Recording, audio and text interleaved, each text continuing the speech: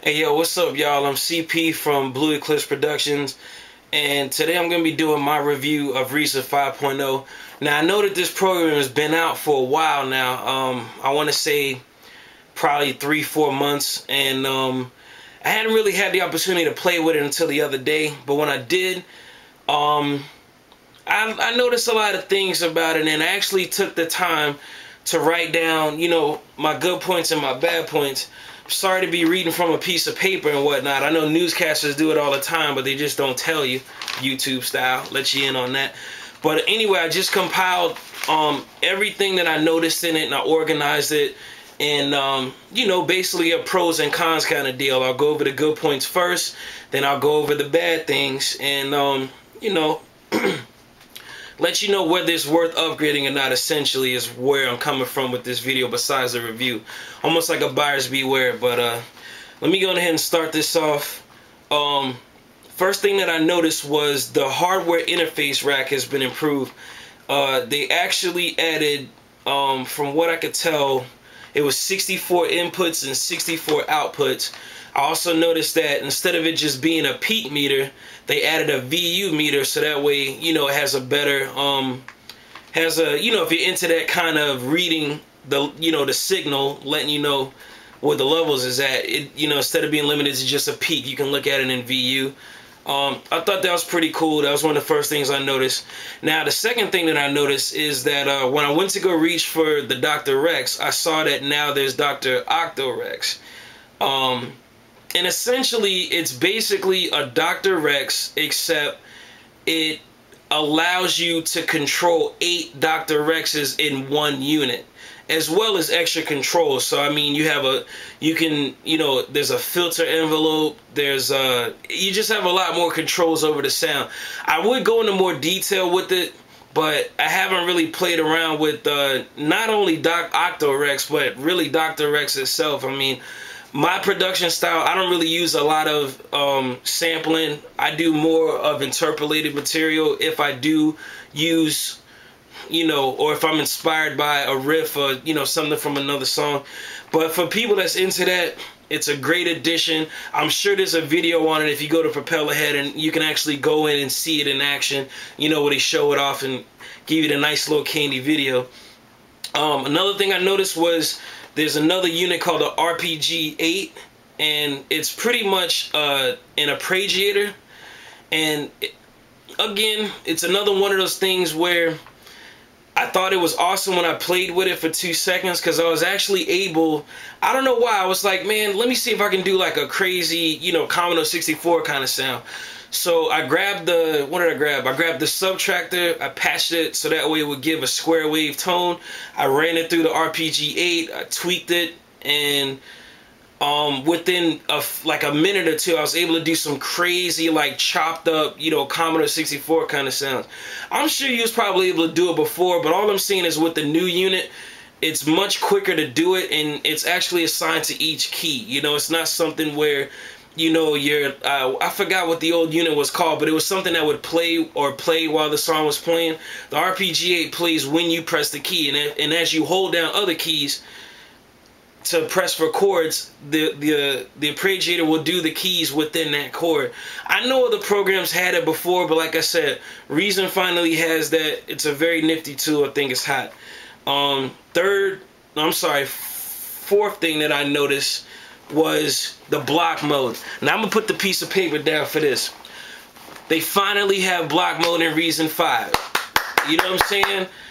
It's been how long? You should have already had it in there. I mean, not to compare the programs, but Fruity Loops and FL Studio, they've had pattern-based production since its inception. You know what I'm saying? You had pattern-based production, back in the early days with mod trackers and the old computerized, and I'm not saying that the old way that Reason sequenced it was bad. It's just the block mode makes it 10 times faster, like literally 10 times faster. You can sit there, you can create an introduction block, then flip back into song mode, and then all you got to do is just drag, and you can take the pencil and draw out the block, and it'll actually, I'm sorry, I'm moving my hand the wrong way. If you take the pencil and you draw out to the right, that same block will repeat. Everything that's inside of that block, all of those instruments will repeat. I know just saying it doesn't really help. I'm trying to give a visual at the same time. Probably in the future, I'll, you know, go in and actually do a video and show you how that works. Or again, you can go to Propellerhead's website. There's plenty of video examples if you look on YouTube. And it's a very, very nifty tool. Like I said, it's about time. Very excited about that. And last but not least, what I'm even more excited about over the song block mode is the Kong Drum Designer. Again, hold on. Let me put this paper down. Okay. I'm putting it to you like this. The Kong Drum Designer is the best, the very best drum unit I have ever used in my entire life. I mean, literally. Like, there's 16... Instead of it being just 10 channels like the old drum machine that was in Reason, this one not only has 16 channels, but each one of those channels, you can actually generate drum sounds, or you can grab your own drum samples and fine tune it and tweak it, add reverb, add compression, add all of these crazy things that doesn't affect the other 15 channels. It's 16 channels of drum control in one unit. It's phenomenal. Probably when I finish doing this video, I'm gonna go play around with it some more. But I mean, literally, if you're any kind of, like me, a hip-hop producer, or, you know, you're into techno or anything like that, I mean, the Kong drum machine, you're gonna want to try it out. So now that I've talked about all of the good things about Reason 5, it wouldn't be complete unless I was talking about the cons. And it's time to get to business. It's time to address this shit. Sorry to start cussing, but this is how I feel about it, man. Number one, why is the display so damn small? I mean, seriously, why don't I have the choice of being able to resize it however I like? Now, I will give credit and say with the new one, they did try to help out by giving the option of you could drag and drop and separate the sequencer window from the rack view. But that's not enough, man. They need to go on ahead and rehaul all of the rack units to have bigger and easier graphics to read and tweak and use, man.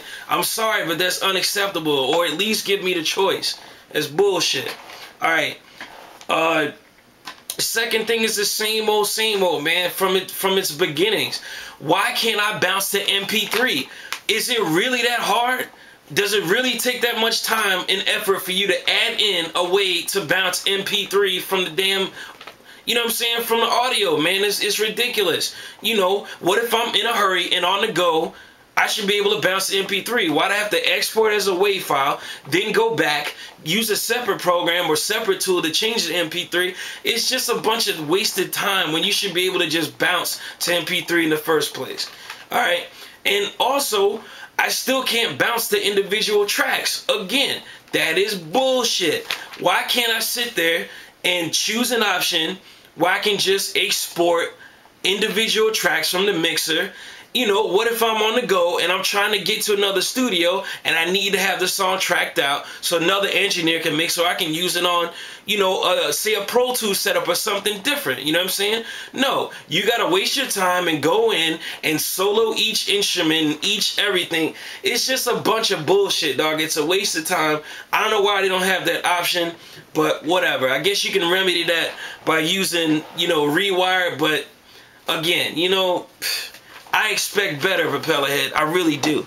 Alright, next, still no VST support. Again, what is the big goddamn issue, man?